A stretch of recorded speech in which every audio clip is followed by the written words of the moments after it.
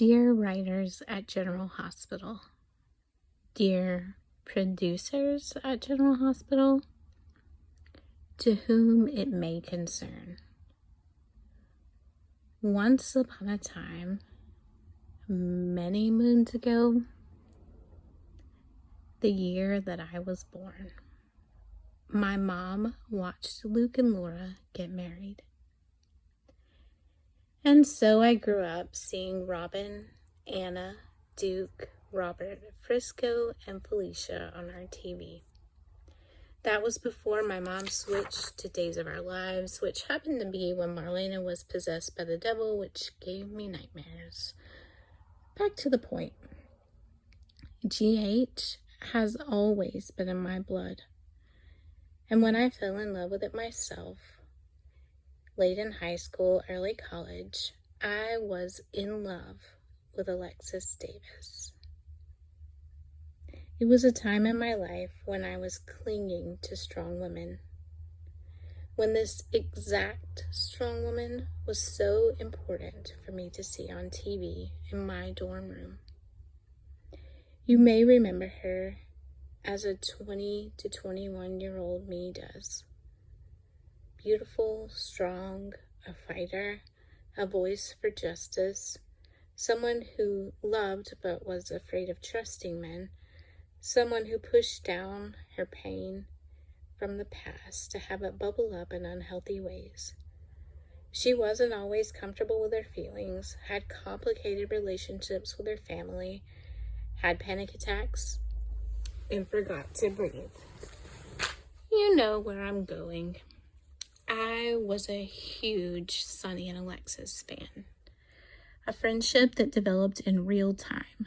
The dancing back and forth, the banter of words, like a classic Hollywood movie.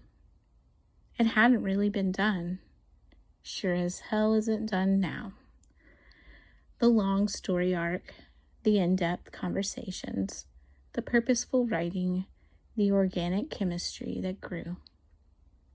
So why am I still a sexist fan 22 years later? It all goes back to the girl in the dorm room, the one clinging to strong women. Because when she went away to college, she was out on her own for the first time, and she imploded. All the feelings she'd stuffed, the perfection she chased, the walls that held everything together, they crumbled into a deep depression that led to cutting and bulimia. 5 years of darkness that she almost didn't make it out of. At night, in that dorm room, awake, crying, with a piece of paper towel glued to her hip, with blood from cuts she'd given herself. One hand opened for Jesus to hold, because I'm a spiritual person, and an 8-hour edit tape she'd received as a gift of Sonny and Alexis scenes from 2001 until after the plot twist that won awards, Sonny and Alexis make love. It kept me company, and I left it on. Sonny and Alexis always kept me company. When I was scared of myself and what was happening to me, when I was afraid to leave my dorm room, I watched. Healed for almost 18 years from self-harm and an eating disorder. Just like any friend that you permanently connect with because they sat with you in your storm, I am forever connected to especially Alexis. The way she was written in the golden years.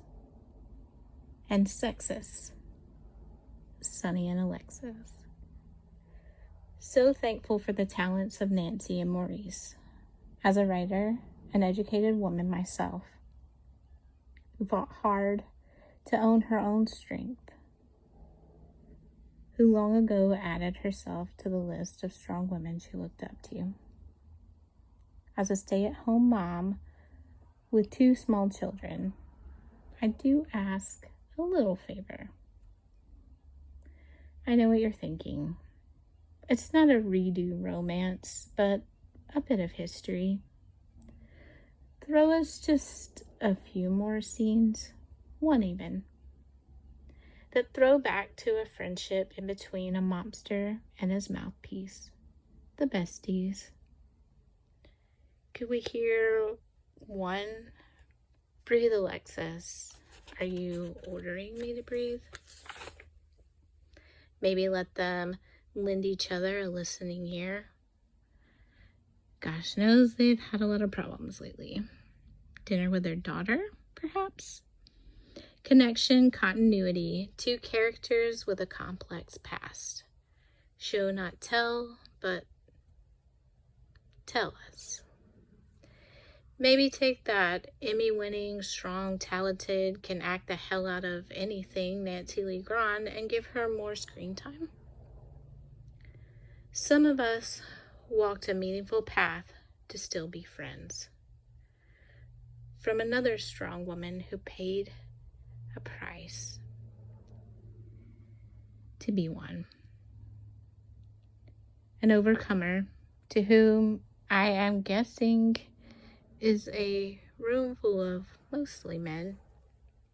Thank you for listening. P.S. Nancy and Maurice, you are appreciated. Thank you for your presence in my darkened light,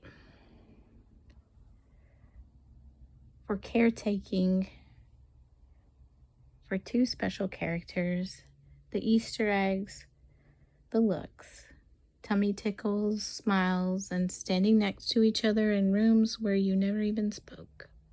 The fans appreciate it, and we love you. Thank God for fan fiction.